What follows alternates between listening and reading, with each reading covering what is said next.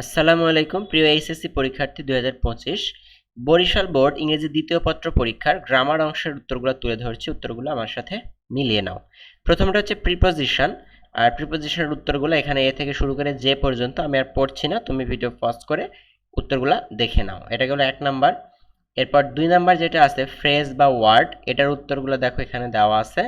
এখানে এ থেকে শুরু করে এই যে এ বি এবং বাকিগুলো আছে দেখো এইখানে, অর্থাৎ এই যে সি থেকে জে পর্যন্ত। ওকে, সেই উত্তরগুলো তোমরা মিলে নাও। এবার 3 নাম্বারটা হচ্ছে ক্লজ বা ফ্রেজ, যেটার উত্তরগুলো তোমরা এই যে এখানে দেখতে পাচ্ছ এ থেকে শুরু করে জে পর্যন্ত। ওকে, সো এগুলো তোমরা একটু দেখে নাও কাইন্ডলি। এরপরে দেখো 4 নাম্বারটা হচ্ছে তোমাদের কি আছে, কারেক্ট ফর্ম অফ ভার্বস। তাহলে ভার্বের যে ইয়েগুলো আছে সেগুলোর উত্তরগুলো তোমরা একটু এখানে দেখো, যে এ থেকে শুরু করে আই পর্যন্ত, আবার পরের পৃষ্ঠায় আছে, আগে এইটুকু দেখে নাও, তারপরে আমি অন্য পৃষ্ঠাতে নিয়ে যাচ্ছি। ওকে, সো এইটা গেল হচ্ছে, এবং এই দেখো পরের যেটা আছে সেটা হচ্ছে জে থেকে শুরু করে এন পর্যন্ত। ঠিক আছে, এরপর 5 নাম্বারটা হচ্ছে একটা ন্যারেশন দেওয়া আছে, সেই ন্যারেশনের উত্তরটা এখানে একটু মিলিয়ে নাও। এই যে এই বক্সটা হচ্ছে ন্যারেশনের উত্তর, এটা গেল।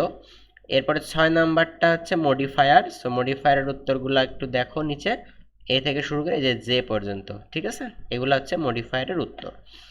এরপরে আছে হচ্ছে তোমাদের একটা হচ্ছে কানেক্টর, তাই না? কানেক্টরের যেটা 7 নাম্বার, সেই কানেক্টরের উত্তরগুলা এখানে দেখো, এ থেকে শুরু করে কে পর্যন্ত আছে এবং বাকিগুলো আরও আছে ওই পৃষ্ঠাতে, জাস্ট আগেই কটা দেখো, এ থেকে শুরু করে কে পর্যন্ত।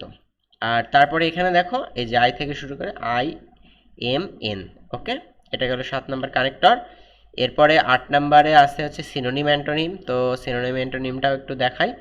এই দেখো এগুলো হচ্ছে উত্তর, A B C D E পর্যন্ত আছে এখানে, এবং এফ থেকে শুরু করে নিয়ে এন পর্যন্ত আছে দেখো এইখানে। ওকে, এরপরে 9 নাম্বারটা হচ্ছে তোমাদের একটা পাংচুয়েশন মার্কস।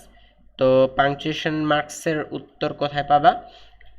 এখানে যে পাংচুয়েশন মার্কসের উত্তর এখান থেকে শুরু করে নিয়ে এই পর্যন্ত, এবং এপারে কিছুটা আছে। ওকে, সো এগুলো মিলিয়ে নিয়েছো আশা করি। এবং এরপরে যেটা কম্পোজিশন পার্ট, এটা বলার কিছু না, এগুলো তোমরা ভালো মতন লিখতে পারছো।